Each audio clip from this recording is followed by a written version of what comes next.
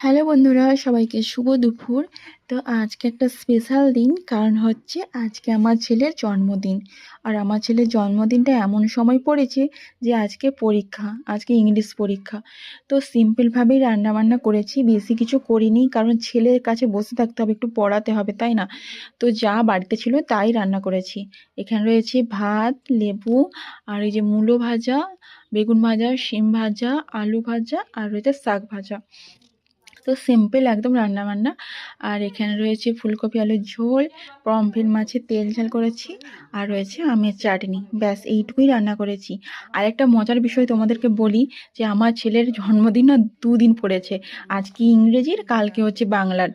আমি বললাম যে তুই আজকে সিম্পলভাবে খেয়ে নে, মানে কালকে তো বৃহস্পতিবার, কিছু মাছ টাছ হবে না, নিরামিষ। তো কালকে ওকে ঠাকুরকে পুজো দেবো কালকে। আর হচ্ছে ওকে একটু ফোঁটা দেবো, যেরকম দেই মিষ্টি পায়েস করি সেরকম করব কালকে। তো আজকে কিছু করছি না। পরীক্ষা শেষ হয়ে গেলে একটু ভালোভাবে কেক কাটবো। চলো টাটা।